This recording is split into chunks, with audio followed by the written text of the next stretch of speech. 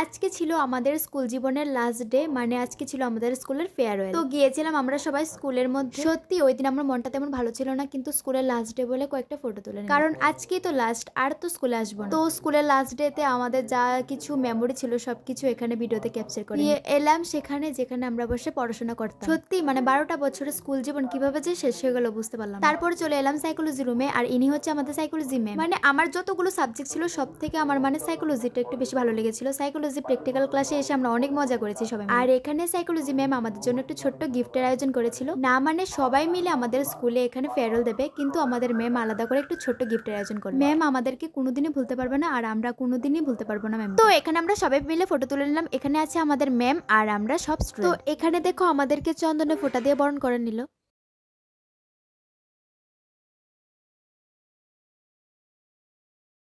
তারপর আমাদের বিদায় দেওয়ার জন্য এখানে মানপত্র পড়েছিল, আর এখানে অনেক নাচ গানও হয়েছিল।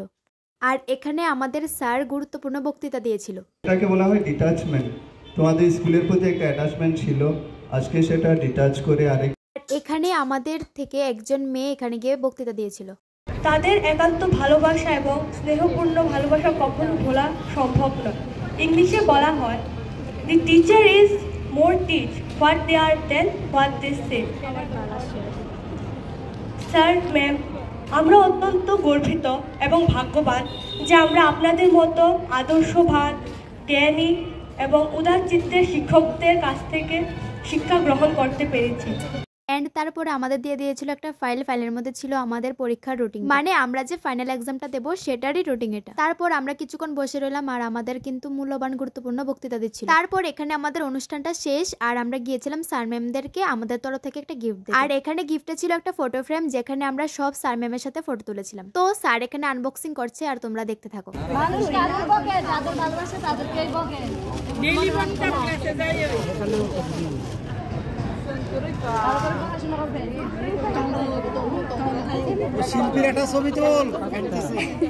তো গাইজ আমাদের এই গিফটটা কিন্তু স্যার ম্যামের অনেক ভালো লেগেছে। তোমাদের কেমন লাগলো অবশ্যই কিন্তু কমেন্ট করে জানিও।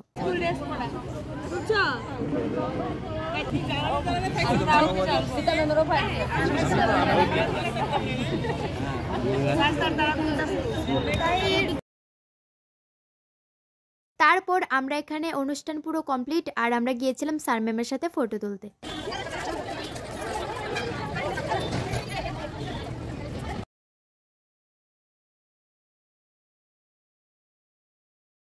তারপর আমাদের জন্য একটু টিফিনের ব্যবস্থা করেছিল, আর টিফিনে ছিল সিঙ্গারা, নিমকি আর একটু। তারপর লাস্টে আমরা খেয়ে এখান থেকে চলে যাব, বেশি দেরি করবো না। আর আমার বান্ধবীকে ভিডিওতে নিলে শুধু হাসে, তার জন্য ভিডিও করতে পারি না ঠিক। তো চলো আজকের মতো আমার এই ব্লগটা এখানে শেষ করছি। তোমাদের কেমন লাগলো অবশ্যই কিন্তু কমেন্ট করে জানিও। দেখা হচ্ছে আবার নেক্সট ভিডিওতে।